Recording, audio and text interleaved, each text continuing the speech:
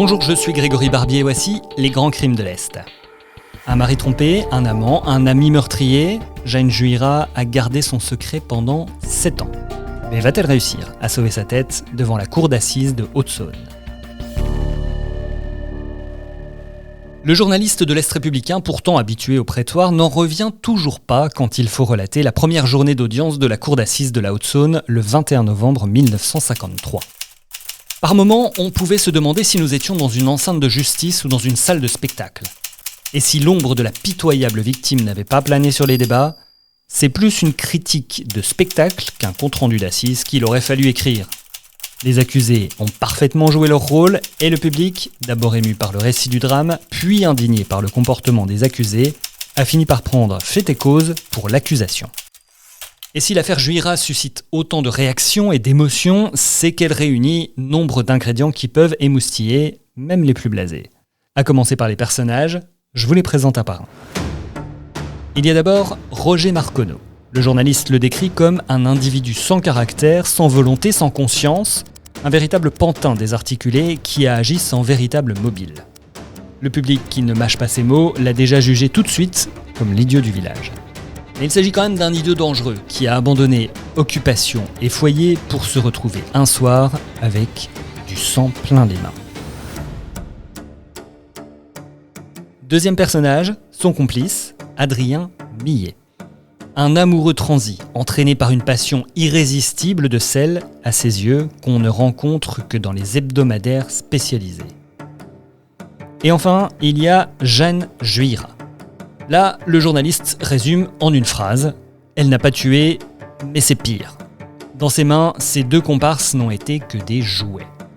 C'est elle qui a conçu le projet de faire disparaître son mari, c'est elle qui a fixé le jour de l'exécution, c'est elle qui a armé le bras du tireur, et c'est enfin elle qui a eu assez d'ascendant sur son entourage pour lui imposer un silence de plus de 7 ans. Les faits relèvent aussi du roman de gare. C'est la guerre, puis l'occupation.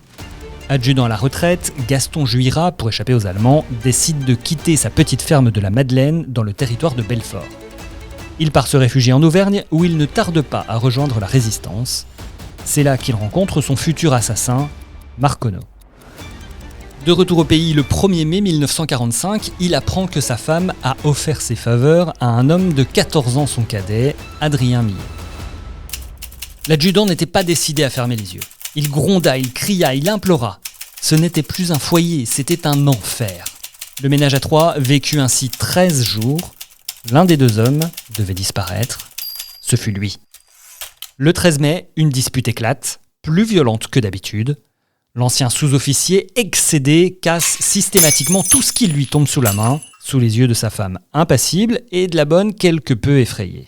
Sur ces entrefaites, Millet arrive, il retrouve Jeanne et décide d'un plan. Il flatte et convainc facilement Marconneau de passer à l'acte. Le mari vient de s'endormir, il ne reste qu'à le frapper à la tête avec un pilon de bois. Les complices cachent aussitôt le corps dans un trou de mine profond de 4 mètres dans un escarpement boisé.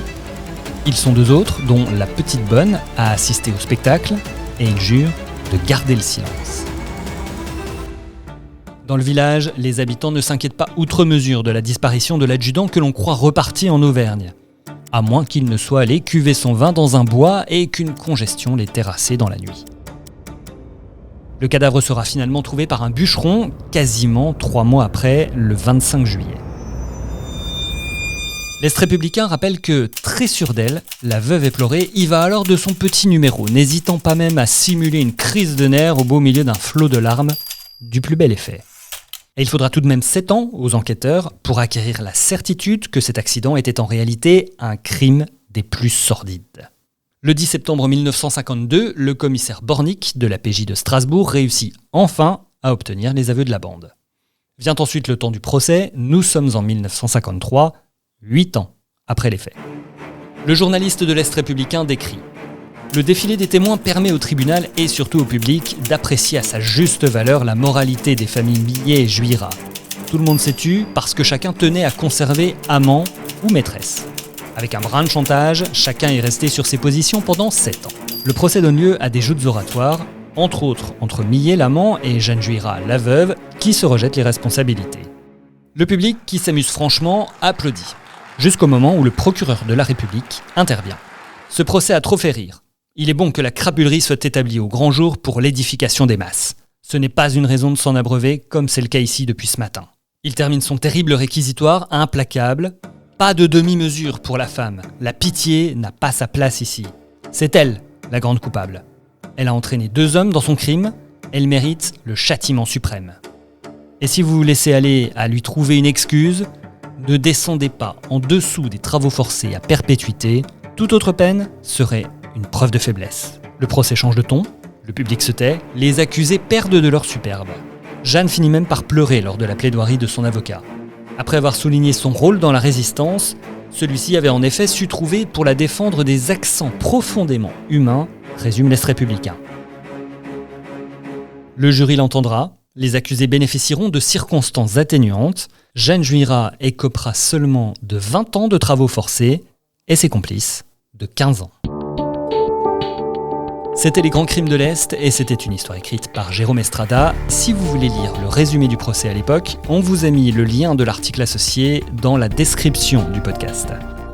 Abonnez-vous pour ne rater aucun épisode et surtout le prochain. Dans 2 semaines, on aborde en effet une affaire qui a bouleversé la France entière dans les années 50, l'affaire du curé Duruf en Meurthe-et-Moselle. À dans 15 jours.